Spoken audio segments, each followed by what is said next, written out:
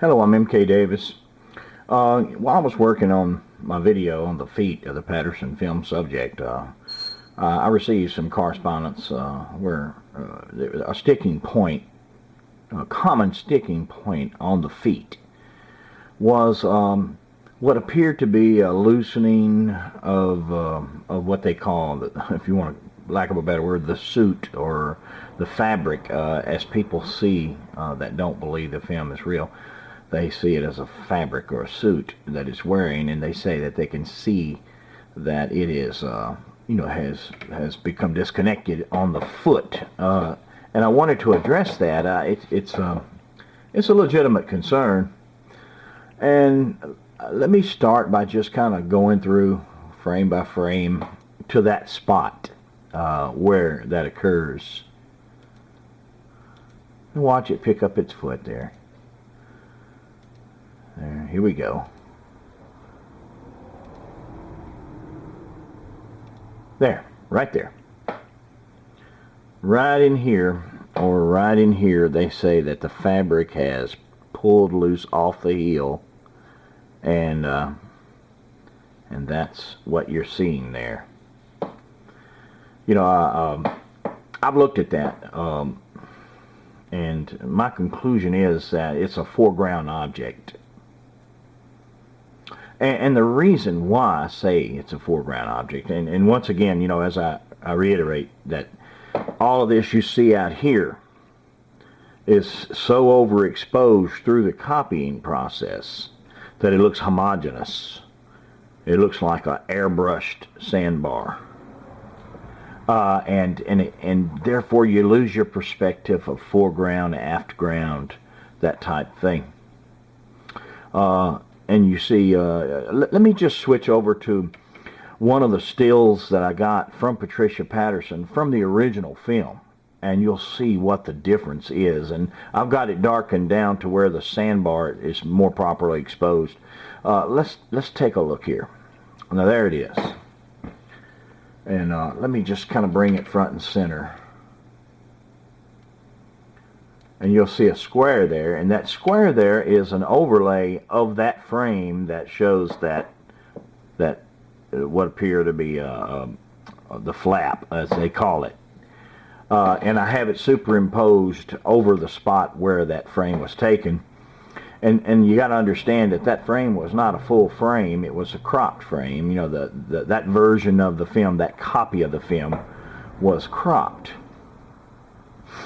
Now, they do that, and they did that to make the creature appear bigger, because in the wider fields it appears to be way off and small. So I got it sized to where these background objects are about the proper size, and I got this stick in it. And let me just kind of blow it up a little bit.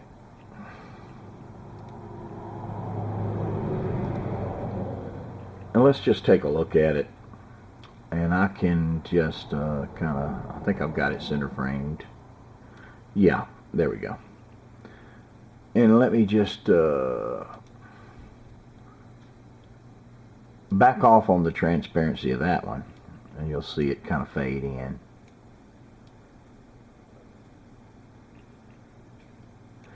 And you have to account for the fact that Patterson changed positions.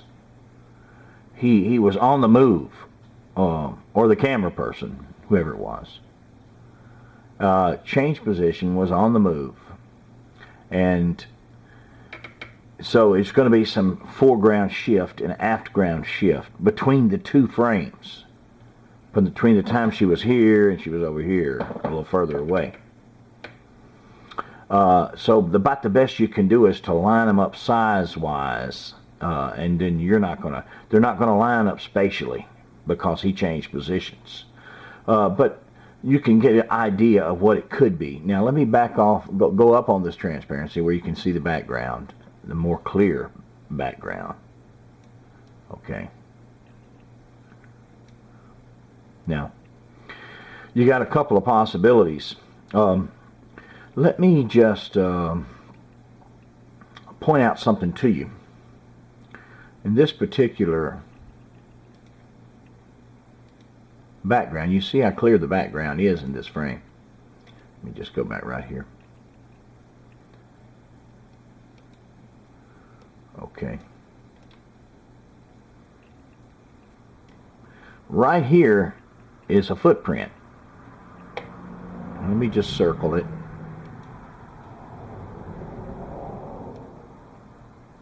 Right here. And I'll boost it up. And that's what I was talking about, the unevenness of this terrain. And you can kind of see it here. This is a huge clump of sand, and the footprint is actually kind of inclined upwards. And we're trying to get perspective here is what I'm trying to do. Foreground and afterground and the kind of things that would result in anomalies like what you see on those lower quality versions of the film. Now let me back off this. I just wanted you to see that. And that's that. Dr. Meldrum calls this mid-tarsal break, but I don't know if it is or not. I can actually replicate that quite easily. At Bluff Creek I did it, and track after track, by simply walking like Patty walked, with extending the leg out. But that's another story, and that's for another time. This is a footprint, and so let's just back off this. Okay, now you see this debris right here.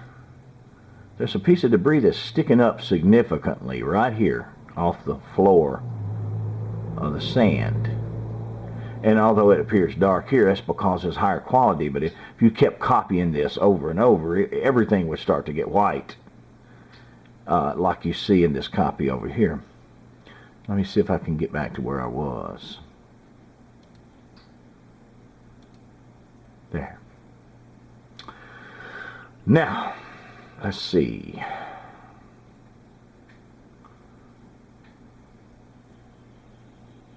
Go back to transparency.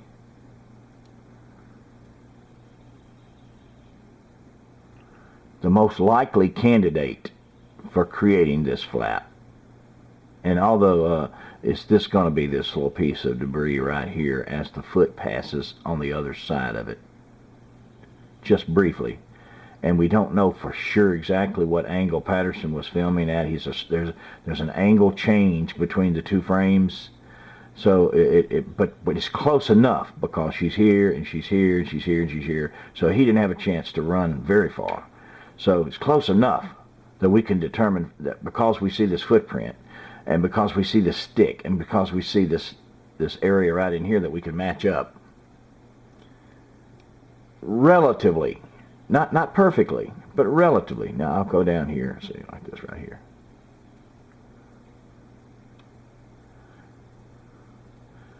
And now the stick right here is no longer matching, and this is sized correctly, so that tells you that there's been an angle change, and that's what you call foreground shift between the two frames. But then you go back, and you can see that this is probably it right here that you see there in the foreground. Watch it again.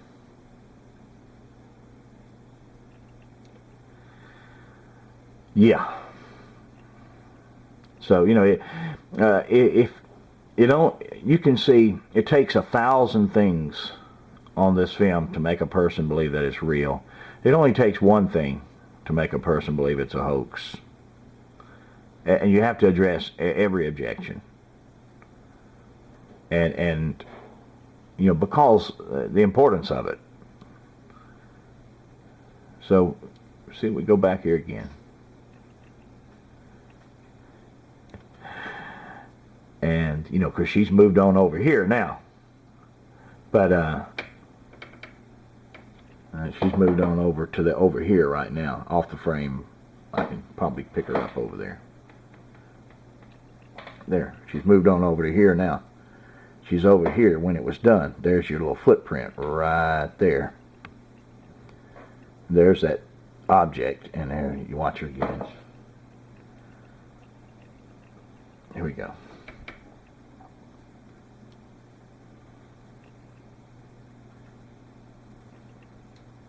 And everything's washed out white. I mean, to the point of just like it's been bleached kind of blurred by the hand motion of the camera, the camera operator, blurred by angular resolution, blurred by copying process. If you go back to the original film, there's no blurring at all to amount to anything. The original film is fabulous.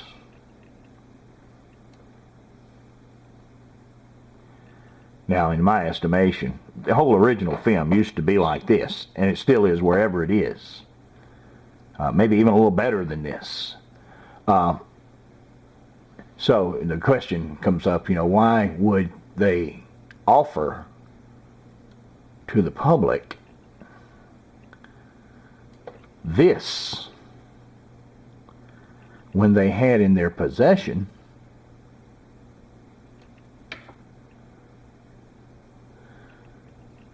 this?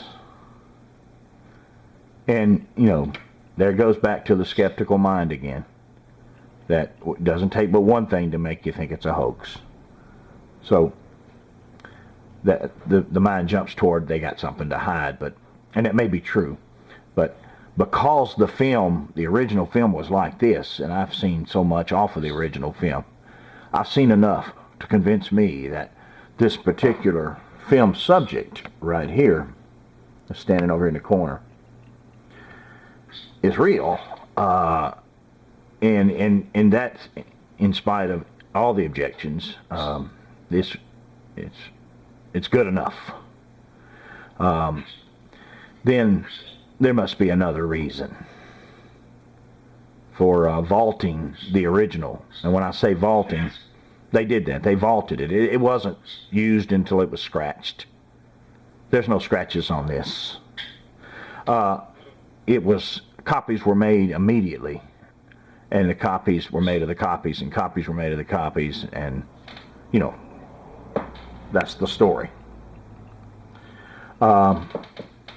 Somewhere, this original still around. It still exists, and,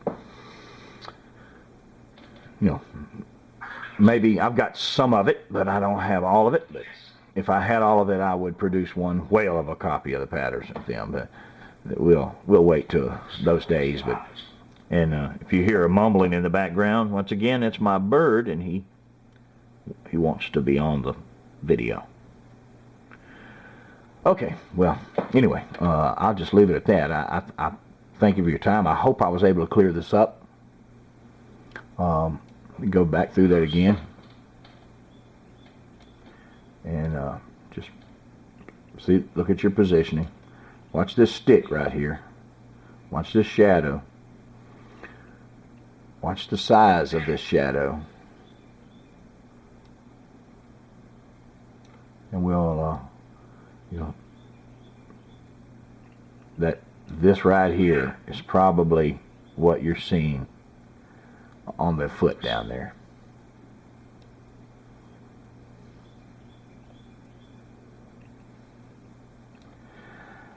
I thank you for your time.